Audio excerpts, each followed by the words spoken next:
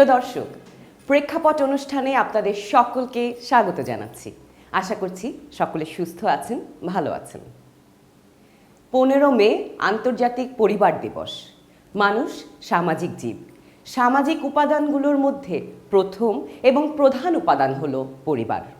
বর্তমানে নানা বাস্তবতায় পারিবারিক এই বন্ধন কি ভেঙে যাচ্ছে? কিন্তু কেন ভেঙে যাচ্ছে?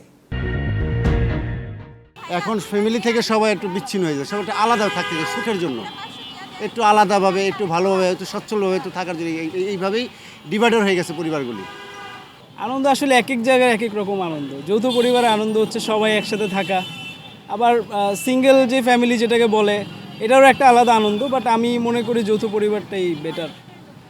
সবাই একসাথে থাকার মজাটাই আলাদা। চেঞ্জ হয়ে গেছে। আগে যে একান্নবর্তী পরিবারে এখানে সবাই যার যার ব্যস্ততার আঙ্গিকে আর কি ব্যস্ত থাকে সবাই, সেজন্য আর ওই রকমভাবে হয় না। বাট একান্নবর্তী পরিবারই অনেক ভালো ছিল। পরিবারের বন্ধনগুলো এখন আগের মতো নেই, কারণ হচ্ছে সময়, কর্মব্যস্ততা, যানজট, ইন্টারনেট সব কিছু মিলিয়ে এখন মানুষ এত বেশি নিজেকে নিয়ে আসলে প্রাইভেসি মেনটেন করে ফেলছে যে আসলে পরিবারকে ওইভাবে টাইমটা দেওয়াই এখন আর হয় না। বর্তমানে পারিবারিক বন্ধন ভেঙে যাচ্ছে বলেই আমাদের সামাজিক সমস্যা দিন দিন বেড়ে যাচ্ছে। বাড়ছে অস্থিরতা। যৌথ পরিবার বিলুপ্তির পথে। পরিবার ছোট হতে হতে অনুপরিবারে রূপ নিয়েছে। শিশুরা বড় হচ্ছে আত্মীয় স্বজনহীন পরিবেশে, ফলে কমে যাচ্ছে তাদের মানবিক মূল্যবোধ। এই ধারায় কি বিলুপ্ত হয়ে যাবে পরিবার প্রথা? এই প্রশ্নের উত্তর খুঁজব আমাদের এবারের অনুসন্ধানে। একটি সমাজের একক হলো পরিবার। এটি সমাজের মৌলিক ও প্রাচীনতম একক, যেখানে সদস্যরা আবেগ, নিরাপত্তা, ভালোবাসা ও সামাজিক মূল্যবোধ শেখে। পরিবার ভালোবাসার প্রথম পাঠশালা হিসেবে পরিচিত। পরিবার হচ্ছে পৃথিবীর সবচাইতে প্রাচীনতম প্রতিষ্ঠান আমরা মনে বলা হয়, কারণ মানুষের মধ্যে একটা প্রচণ্ড প্রবণতা হচ্ছে একসাথে থাকা। মানুষ একা বাঁচতে পারে না, ঠিক আছে? যে কারণে আমরা বলি মানুষ যেমন একা, মানুষ সামষ্টিক। তো মানুষের এই যে মানুষ যে একটা দলের সাথে মিশতে চায়, মানুষের মধ্যে যে দলের সাথে থাকার যে মানুষের মধ্যে যে প্রচণ্ড রকমের যে আকাঙ্ক্ষা বলি কিংবা আগ্রহ, সেখান থেকে পরিবার। সুতরাং আমরা দেখতে পাচ্ছি যে পরিবারটা মানে সমাজ তৈরি হয়েছে পরিবারের ভেতর দিয়েই, এবং পরিবার আমাদেরকে মানসিক সাপোর্ট দেয়। আপনারা যে যেখানেই কাজ করেন, আমরা যে যেখানেই করি, দিন শেষে আমরা পরিবারেই ফিরে যাচ্ছি। তো ফ্যামিলি সম্পর্কে যে একটা রোমান্টিক আইডিয়া আছে, সোশিওলজিক্যাল এভিডেন্স বলে এই রোমান্টিক আইডিয়াটার খুব এর ভেতরেও অনেক রকম গন্ডগোল আছে, এবং সেই গন্ডগোলগুলোকে যদি আমরা একটু এক্সক্যাভেট না করি তাহলে আমাদের এরকম সুইপিং জাজমেন্ট চলে আসবে যে এখন ভালো, আগে ভালো ছিলাম, এখন ভালো নাই। এখন আমরা যা করছি সেটা আমরা বাধ্য হয়ে করছি। আগেও আমরা যা করেছিলাম, যেভাবে আমরা ফ্যামিলিকে রোমান্টিসাইজ করেছি, সেটাও আমরা বাধ্য হয়ে করেছিলাম। সমাজ বিবর্তনের সাথে সাথে পরিবারের আকার, গঠন ও প্রকৃতি পরিবর্তিত হয়েছে। আধুনিকতা এবং নানা বাস্তবতায় পরিবারের বন্ধন এখন শিথিল হয়ে যাচ্ছে। যৌথ পরিবার থেকে একক পরিবার, তারও ক্ষুদ্র রূপ অনুপরিবার আমাদের ক্রমশ একাকিত্বের পথে নিয়ে যাচ্ছে। পুঁজিবাদী ব্যবস্থা যেটা করেছে চরম জায়গায় গিয়ে, সেটা হলো যে প্রত্যেকটা মানুষকে আত্মকেন্দ্রিক করে তুলেছে, এবং সম্পর্কগুলো সেই জন্য আগের মতো নেই। আগে যেমন আমরা মনে করতাম যে ভালোবাসা, আত্মত্যাগ বা অন্যের প্রতি বিবেচনা, সেগুলো কমে এসছে। আত্মকেন্দ্রিকতা এসছে, মানুষ ব্যক্তি নিজেকে নিয়েই চিন্তা করে। পরিবার প্রথা চেঞ্জ হওয়ার সাথে আপনার সমাজের পরিবর্তনের একটা ঘনিষ্ঠ সম্পর্ক আছে। কারণ আমরা জানি, ধরুন আমরা এক সময় একেবারে আমরা যেটাকে বলছি আমরা মানে হান্টিং গ্যাদারিং ইকোনমি আমরা যেটাকে বলি, যে একটা প্রাকৃতিক অর্থনৈতিক অবস্থা ছিলাম, সেখান থেকে আমরা কৃষিভিত্তিক সমাজে এসেছি, আমরা শিল্পতান্ত্রিক সমাজে এসেছি, এখন আমরা উত্তর শিল্পতান্ত্রিক সমাজের দিকে চলে যাচ্ছি। ধীরে ধীরে হারিয়ে যাচ্ছে একান্নবর্তী পরিবার, হারিয়ে যাচ্ছে যৌথ পরিবারের নানা গল্প, মানুষের হাসি, আনন্দ, দুঃখ, কষ্ট আর একে অপরের পাশে দাঁড়ানোর মানসিকতা আজ যান্ত্রিক জীবনে মুঠোফোনে বন্দী। যেখানে কিনা আমাদের আপনার পার্সোনাল রিলেশন, যেটা কিনা ফেস টু ফেস রিলেশনগুলো আর নাই, মুখোমুখি সম্পর্ক থেকে আমরা একটা অনুপস্থিত সম্পর্কের দিকে চলে যাচ্ছি। আমি এখানে থাকছি, আমার বাবা মা থাকছে আরেকটা শহরে, আমার সন্তান থাকছে আরেকটা শহরে। সুতরাং আমরা সেরকম কিন্তু একটা শারীরিক সংযোগ ভিত্তিক যে পরিবার, সে শারীরিক সংযোগ ভিত্তিক সমাজ মানে পরিবার থেকে আমরা একেবারে শারীরিক অনুপস্থিতিমূলক পরিবারের দিকে চলে যাচ্ছি। একান্নবর্তী পরিবার তো এখন অসম্ভব হয়ে দাঁড়িয়েছে। তার আরেকটা কারণ হচ্ছে যে মানুষের আবাসনের সমস্যাটা দেখা দিয়েছে। আগে জনসংখ্যা কম ছিল, আবাসনের সংকটটা এরকম ছিল না। এখন সকলের থাকার জায়গা খুব ছোট, এবং পরিবার নিয়ে থাকতে হলে সেইখানে ওই স্বামী স্ত্রী সন্তান এর বাইরে ভাইকে রাখা বা বোনকে রাখা বা বাবা মার যত্ন নেওয়া, এর একটা বস্তুগত সুবিধাও নাই, ঘরে জায়গা নাই। এমনকি ঘরে তো আমাদের বইপত্র রাখারও জায়গা নেই, এত আমাদের আবাসন সংকটটা এইরকম দাঁড়িয়েছে। কাজেই সংকটটা একেবারে পৃথিবীব্যাপী এটা দেখা দিয়েছে। সুন্দর পৃথিবী আজ বাধাগ্রস্ত হচ্ছে সামাজিক মূল্যবোধ, সৌহার্দ্য, ন্যায় পরায়ণতার অভাবে। যে শিক্ষা আমরা পাই পরিবার থেকে, এসব সামাজিক মূল্যবোধের শিক্ষা হারিয়ে যাচ্ছে পারিবারিক বন্ধন ভেঙে যাবার কারণে। ভাই ভাইকে, বোন বা ভাইকে বা ভাই বোনকে এগুলো হত্যা করছে সম্পত্তির মালিকানার জন্য। আবার বৃদ্ধ পিতামাতাকে যত্ন নিচ্ছে না, বা মা কেন সম্পত্তি লিখে দেয় না সেজন্যে মাকে হত্যা পর্যন্ত করছে। আবার বাবা কেন একটা বোঝা হয়ে রয়েছে সেই জন্য বাবাকে বাড়ি থেকে বের করেই দিচ্ছে। তো এই যে চরম আত্মকেন্দ্রিকতা, এই জায়গাটাতে পারিবারিক সম্পর্কগুলো আগের মতো নেই। বাংলাদেশ থেকে কি হারিয়ে যাচ্ছে পারিবারিক প্রথা? আমাকে যে জিজ্ঞেস করেন পরিবার ভাঙছে কিনা, হ্যাঁ মানে ভাঙছে। যে এই প্রবণতাটা আমার কাছে অস্বাভাবিক থাকে না, কারণ সমাজ তো অ্যাডভান্স ইন্ডাস্ট্রিয়ালাইজড যুগে প্রবেশ করছে। কারণ আপনি তো একটা হাইপার রিয়েলিটির মধ্যেও আছেন। পরিবার সবসময় একটা পারপাস সার্ভ করছে, সবসময় এখনও সার্ভ করছে ডিফারেন্ট ফর্মে। সো যখন সোসাইটি তো ডাইনামিক, সোসাইটি তো ফিক্স না। তো সোসাইটি যখন চেঞ্জ হয়, সোসাইটির নিডগুলো চেঞ্জ হয়ে যায় এবং মানুষ তার সাথে অ্যাকোমোডেট করে। মানুষের একটা দারুণ কোয়ালিটি হচ্ছে সে তার নিজের প্রবলেম সলভ করে কোনো না কোনো ফর্মে।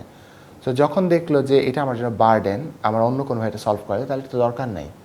যেমন পরিবারের যে জিনিসটা হয়, পরিবার আমাকে প্রোটেক্ট করে। যদি এমন হয় যে রাষ্ট্র প্রোটেকশনের দায়িত্ব নেয়, তাহলে তো পরিবারের অত দরকার নেই আর। আমরা অনেকে কিছুটা ভীত যে পরিবার বুঝি অবলুপ্ত হচ্ছে। পরিবার কিন্তু অবলুপ্ত হচ্ছে না, পরিবারের প্রকরণ পাল্টাচ্ছে, ধরন পাল্টাচ্ছে। কারণ পরিবার মানে যদি এর সবচেয়ে ন্যূনতম সংজ্ঞা যদি এমন হয় যে দুটো মানুষ, একজন নারী এবং একজন পুরুষ একসাথে থাকবে, ঠিক আছে, কিংবা ভাই বোনরা একসাথে থাকবে। আমি বলেছি দলগত থাকার মানুষের যে আগ্রহ এবং মানুষের মধ্যে যে আকাঙ্ক্ষা, এবং সেটা কিন্তু মানে হারিয়ে যাচ্ছে না, সেটা থাকছে, কিন্তু ধরনটা পাল্টে যাচ্ছে। মানুষ এখন কাজ করছে বিভিন্ন ক্ষেত্রে, কৃষি থেকে শিল্প, সর্বত্র মানুষের এখন কর্মব্যস্ততা। জীবিকার তাগিদে দেশ ছেড়ে বিদেশে পাড়ি জমাচ্ছেন অনেকে পরিবারের বন্ধন আলগা করে। গ্রাম থেকে শহরমুখী হচ্ছে মানুষ, জীবনও জীবিকার তাগিদে। কর্মের প্রয়োজনে পরিবারের সাথে দূরত্ব বাড়ছে। যান্ত্রিক জীবনকে পারিবারিক বন্ধনের দূরত্ব কমিয়ে আনতে এখন অবলম্বন মুঠোফোন। কিন্তু কৃত্রিম এই চেষ্টা কতটা পারে আত্মার মেলবন্ধনকে গাঢ় করতে?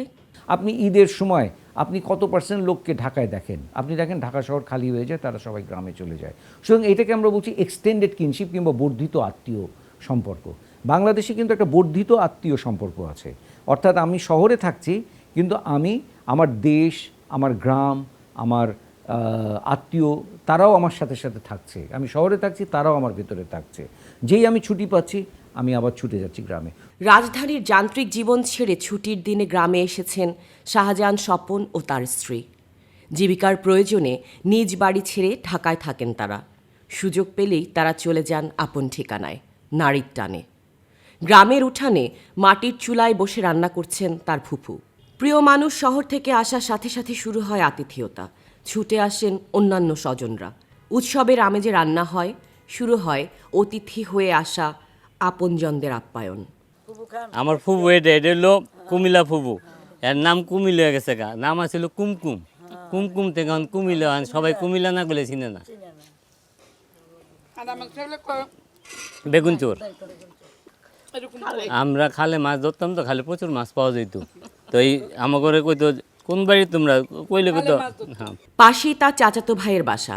সেখানে যেতেই পরিবারের সবাই মেতে ওঠেন নানা গল্পে আর আড্ডায়। দৌলতে কবে আসবো, তোমার আব্বু কবে আসবো? আব্বু তো বলছে সামনের মাসে শেষের দিকে, কুরবানির আগ দিয়ে। আচ্ছা। যৌথ পরিবারে বেড়ে ওঠা এই শিক্ষার্থীর অনুভূতি কেমন? ছোটোখাটো প্রোগ্রাম হলে সবাই একসাথে হলে অন্যরকম একটা লাগে না, তো এই আর কি। ম্যাক্সিমাম ফ্রেন্ডরা তো ওইখানেই থাকে ঢাকাতে, তো ওইখান থেকে গেলে গ্রামের পরিবেশটা ওরা জানে না, বা দেখা যায় এখনকার স্টুডেন্ট আমরা যারা আছে তাদের মধ্যে আসলে খুব একটা এই বিষয়ে কথা হয় না, তো অন্যান্য বিষয় বা ঘোরাফেরা ওগুলো নিয়েই বেশি বাড়ির বিষয় খুব একটা কমিউনিকেশন হয় না এই বিষয়ে। পরিবার নিয়ে সংকট আর সমস্যা সমাধানের পথ খুঁজব আমরা এই বিরতির পর। গ্রামের কয়েকটি পরিবার যখন একটি সীমানা দেয়ালে আলাদা হয়ে যায়, তখন কয়েকটি পরিবারের জন্য একটি উঠোন মনে করিয়ে দেয় যৌথ পরিবারের কথা। চীনের উপরে করেছেন একজন, ওনার নাম এরিক উলফ। উনি যেমন বললেন যৌথ পরিবার ভাঙার পেছনে উনি একটা প্রধান কারণ দেখলেন, যখন পরিবারের ছেলেরা যখন বিয়ে করছে, নতুন যে বউ আসছে তারা অ্যাডজাস্ট করতে পারছে না। উনি চায়নার ক্ষেত্রে দেখলেন এই বিবাহিত মানে পরিবারগুলো তখন তারা একসাথে থাকতে পারছে না, এটা ভেঙে যাচ্ছে। আর একটা জিনিস ভাঙার পেছনে একটা বড় জিনিস হচ্ছে অর্থনৈতিক পরিবর্তন। সেটা হচ্ছে আপনি খেয়াল করেন, মানে বাবা বেঁচে আছে, তার 5 সন্তান, বাবা যতদিন বেঁচে আছে সন্তানরা বিয়ে করলো, তারা একসাথে আছে। বাবা যেই মারা যাচ্ছে, যখনই জমিটা ভাগ হয়ে যাচ্ছে, সাথে সাথে পরিবারগুলো ভাগ হয়ে যাচ্ছে। মানে আপনি unless you are in a farming community, যৌথ পরিবারের তো প্রয়োজন নাই। আর আপনি যত বেশি আরবান সেন্টারগুলোতে লোকের সংখ্যা বাড়বে, ততই যৌথ পরিবারের প্রয়োজনীয়তা কমবে, সেটাই ঘটেছে। এবং এটা ভেঙে যাওয়ার কিছু না, এটা একটা প্রসেসের মধ্যে দিয়েই হয়েছে। যৌথ পরিবার এখন একটা আরবান সেন্টারে যৌথ পরিবার একটা অসম্ভব ঘটনা। আমি দৃঢ়ভাবে বিশ্বাস করি যে প্রত্যেকটি পরিবারে একজন বয়স্ক বাবা থাকবেন, মা থাকবেন, এবং এই সংখ্যা যদি আরও বৃদ্ধি করা যায় তাহলে আরও ভালো। যৌথ পরিবার থেকে বিচ্ছিন্ন হয়ে যাবার পর আবার যখন তারা একসঙ্গে মিলিত হন কোনো উৎসবে, তখন তাদের আনন্দ আর উচ্ছ্বাসের আড়ালে কি লুকিয়ে থাকে হারানোর বেদনা? মাঝে মধ্যে সময় বেড়া থাকে, সময় খাবার খেতে থাকে, সময় অনেক এখন খাবারটা মিলে মিশে আর আবার দেখা যায় কিন্তু আরে ভালো লাগে না, দেখা যায় পরে মনে করেন যে সন্ধ্যার নাস্তার সময় দেখা যায় যে আবার ধরেন পিএজি 5টা আসতে আমরা 6 জন এখানে, তখন জিনিসটা বেশি ভালো লাগে। যে যৌথ পরিবারে ওই মায়া মমতা ছিল, মানবিক সম্পর্ক ছিল, মানবিক অনুভূতিগুলোর বিকাশ ঘটত। দ্বিতীয়ত এই নির্ভরশীলতা ছিল, পরস্পর নির্ভরশীলতা ছিল, এবং এই যেখানে খুব মানবিক আমরা বলতাম। গ্রামের যৌথ পরিবারগুলো আজ ভেঙে যাবার পথে। সম্পত্তি ভাগাভাগি আর পরিবারের সদস্য বৃদ্ধির কারণে বাসস্থানের চাহিদা তাদের আলাদা করে দিচ্ছে। আসলে যৌথ পরিবার তো একটা কৃষিভিত্তিক সমাজের প্রকরণ, কারণ এটার সাথে কৃষি ব্যবস্থার একটা খুবই আপনার নিগুড় সম্পর্ক আছে। আমরা বিভিন্ন গবেষণায় দেখতে পাচ্ছি যে পরিবারের জমির পরিমাণ বেশি, সেখানে যৌথ পরিবারের উপস্থিতি বেশি, কারণ সেই জমিটাকে চাষ করবার জন্য আমার অনেক লোক দরকার। ঠিক আছে, আরেকটা জিনিস যেটা হচ্ছে এটার মূল্যবোধ হিসেবেও ছিল, মানুষের মধ্যে এই মূল্যবোধটা আছে একসাথে থাকা। সুতরাং এইটাও একটা মূল্যবোধ, যে মূল্যবোধটা লালিত হয়েছে, মানে তৈরি হয়েছে প্রাচীন সমাজে, একসাথে থাকবো, যৌথ পরিবারের ইত্যাদি। কিন্তু সেই জায়গায় দেখা যাচ্ছে যখন আমরা ক্রমাগতভাবে একটা নগরায়িত সমাজের দিকে যাচ্ছি, আমরা যখন ব্যক্তি স্বাতন্ত্র্যবাদ এই ভাবনাটা আমাদের মধ্যে যখন আরও দানা বাঁধছে, তার সাথে যৌথ পরিবারের যে প্রকরণটার এক ধরনের সংঘর্ষ বলি কিংবা এক ধরনের একটা টেনশন তৈরি হচ্ছে। রাজধানী ঢাকাতেও বাড়ছে একক ও অনুপরিবার। পুরনো ঢাকার এক একটি পরিবার আজ বন্দী বড় বড় অ্যাপার্টমেন্টে। আকাশ একজন ব্যবসায়ী, রাজধানীর পুরান ঢাকার নবেন্দ্রনাথ বসাক লেনে তার পৈতৃক ভিটামাটি। দিনের কাজ শেষে বাসার পথে এই ভবনেই তার চাচা ফুপুদের বসবাস। আকাশের সাথে কথা হয় প্রেক্ষাপটের। এই বাসাতে, এই ফ্ল্যাটে আমি আছি, আমার মা আছে, আমার ওয়াইফ, আমার 2 বাচ্চা, মেয়ে, এক ছেলে আছে। তো আগে আমরা এই বাড়িতেই, যখন পুরনো বাড়ি ছিল, এই পুরো বাড়িতেই আমরা, আমার চাচারা ছিল, সবাই একসাথে মিলেমিশেই থাকতাম। তখন ছোট ছোট রুম ছিল, একসাথে কম্বাইন। দেখা গেছে যে ওই এক রুমের ভিতরেও আমরা চাচাতো ভাই বোনেরা মিলেমিশে একসাথে থাকতাম। পাকের ঘর ছিল, ওইখানে 4টা চুলা ছিল, ওই সবাই মিলেমিশে একসাথে রান্না বান্না করতো। তো এখন তো বিল্ডিং হয়ে যাওয়ার পরে দেখা গেছে যে সবাই আলাদা আলাদা ফ্ল্যাটে আছে। তো আসলে আগের যে দিনের যেই একটা একসাথে থাকার যেই একটা ফ্লেভার, একটা মজা, এখন তো যার যার মতো সেপারেট আলাদা আলাদা আলাদা ফ্ল্যাটে আছে, তো সেই জিনিসটা আর এখন পাওয়া যায় না আগের মতো। কিন্তু এর মধ্যেও অনেকে এখনও বাঁচিয়ে রেখেছেন যৌথ পরিবার, যেমন হাসিনা। তিনি একজন গৃহিণী এবং শিক্ষিকা। স্কুল শেষে নিজেকে ব্যস্ত করে তোলেন তার ঘরের কাজে। রান্নার পাশাপাশি তার ব্যস্ততায় থাকে সন্তান, স্বামী, শাশুড়ি, ননদ ও অসুস্থ নিজ মায়ের তদারকি করা। যান্ত্রিক নগরীতে হাসিনা তার পেশাকে ঠিক রেখে পরিবারের দেখভাল কিভাবে করে থাকেন? আমি আসলে মূলত স্কুল শিক্ষক একজন। তো আমার শিক্ষকতার পিছনের মূল কারণই হচ্ছে আমার শাশুড়ি। কারণ পিছন থেকে পুরাটাই পুশ আপ ওনার, যে কিছু একটা করো, এবং পুরো ব্যাকআপটাই আমি ওনার কাছ থেকেই পাই। যে স্কুলে আমি নিশ্চিন্তে 12টা পর্যন্ত বসে থাকা শুধু ওনার কারণেই। কারণ আমার ছেলে আছে, আমার মেয়ে আছে বাসায়, ওদের স্কুলে যাওয়া, রেডি করা, খাওয়ানো দাওয়ানো টোটালি সে দেখতেছে। এবং আমি বাসায় এসে ওনার সহযোগিতায় আবার দুপুরের কাজটা করতেছি। যেমন এটা উনি না থাকলে আমার এটা অসম্ভব।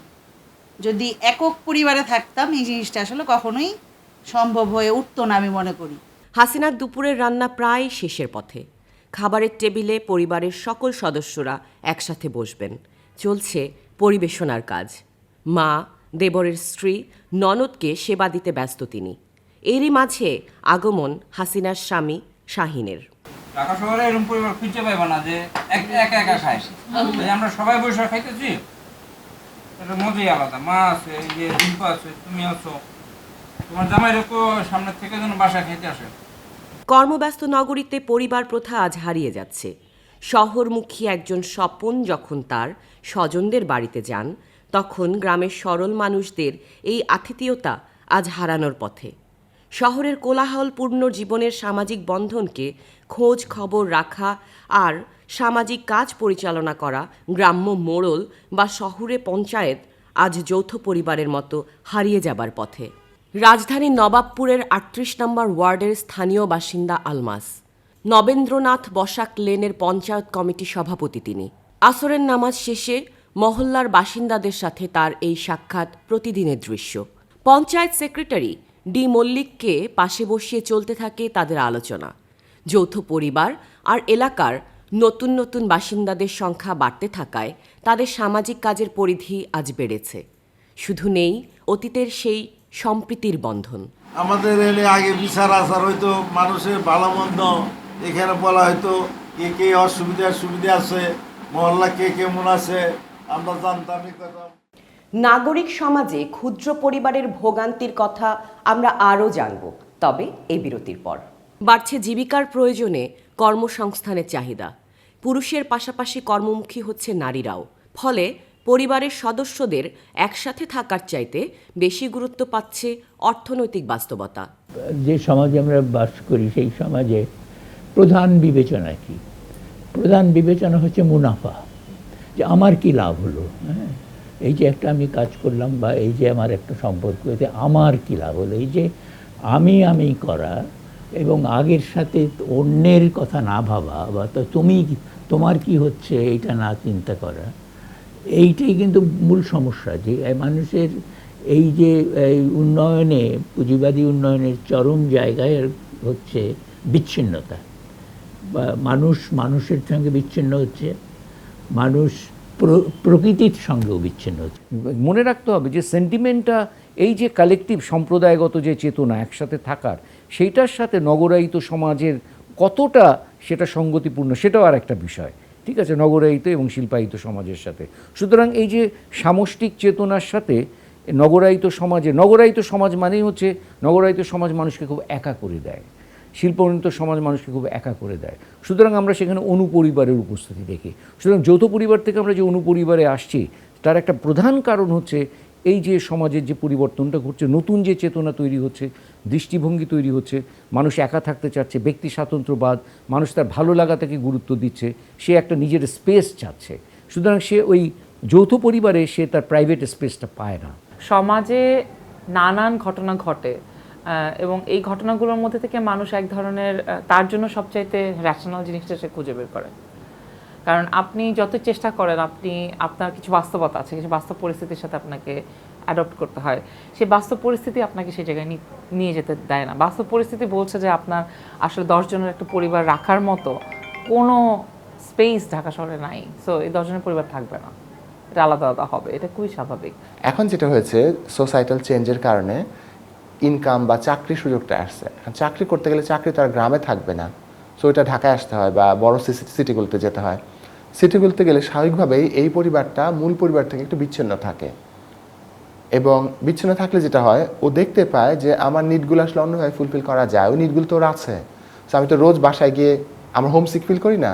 এখন ধরেন একটা ছোট হাজব্যান্ড এবং ওয়াইফ ঢাকায় চলে আসলো, তারা তাদের পরিবারের হোমসিক ফিল করে, চাইলে তো আর রোজ যেতে পারবে না। তখন তারা যেটা করে, তারা অল্টারনেটিভ সিস্টেমগুলো ডেভেলপ করা শুরু করে। ফ্রেন্ডদের সাথে আড্ডা দিচ্ছে, এই করছে সেই করছে, এগুলো মানে টিভি দেখছে, সিনেমা দেখছে, নাটক দেখছে, এগুলি করছে। তাতে যেটা হয় পরিবারের অনেকগুলো নিড ফুলফিল হয়ে যায়, অনেকগুলো নিড মানে সাপোর্ট নিড ওগুলো অনেকগুলো পেয়ে যায়। তার ফলে গ্র্যাজুয়ালি ওই অরিজিনাল যে বাউন্ডিংটা লার্জার ফ্যামিলি ওইটা কিন্তু কমতে শুরু করে, এবং তার ফলে দেখা যায় ওটা ছাড়াও আমি পারছি। যৌথ পরিবারে বেড়ে ওঠা পরিবারগুলো তাই আজ অনুপরিবারে রূপান্তরিত হচ্ছে। এমনই এক পরিবার ইভার।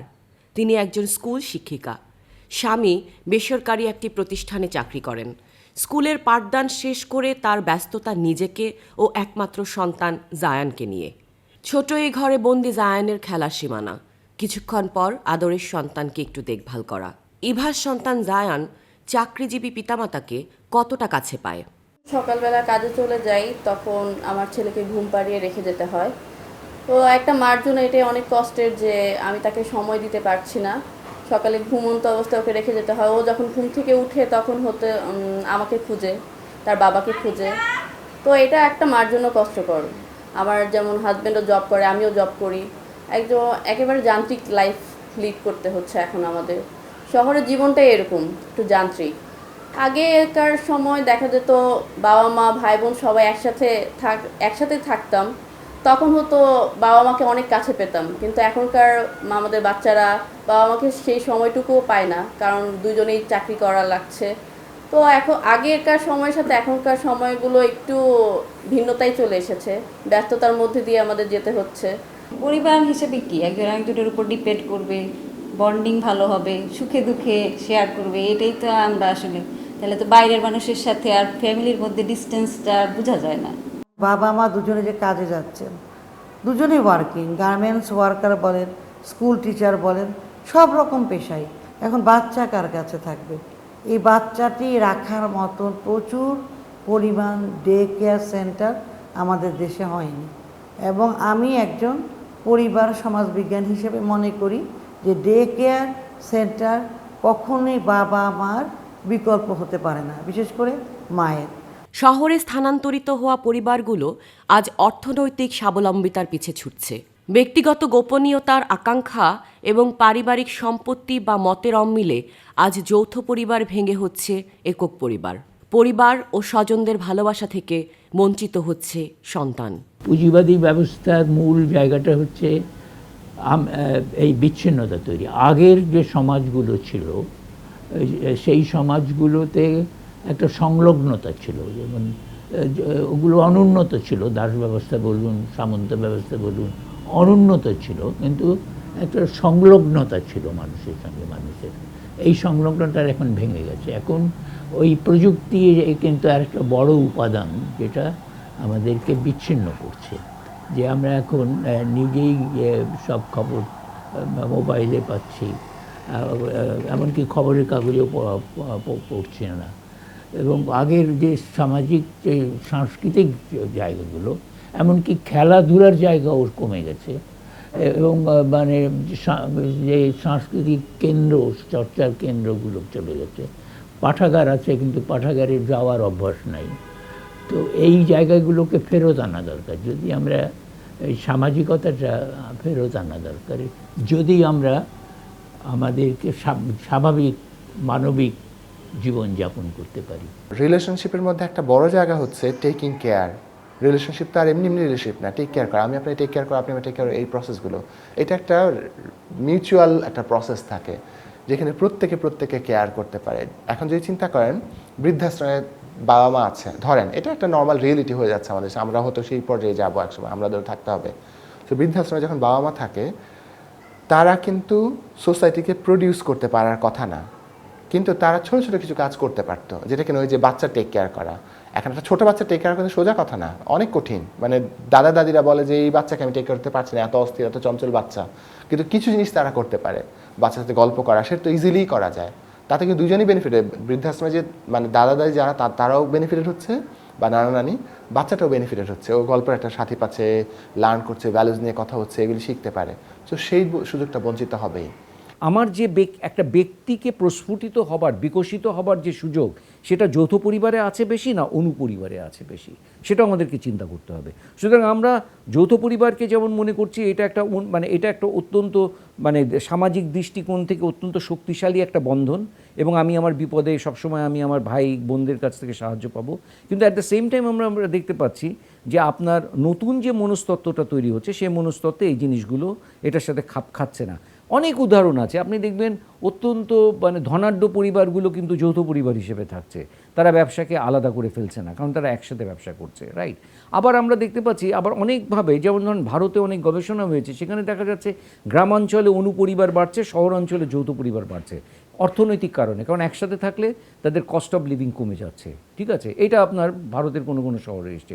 সুতরাং এখানে অর্থনীতি, মনস্তত্ত্ব, সংস্কৃতি, বিভিন্ন উপাদানের যে একটা সংমিশ্রণ ঘটে, তারই বহিঃপ্রকাশ হচ্ছে আপনার কোন ধরনের পরিবার আপনার সমাজে থাকবে।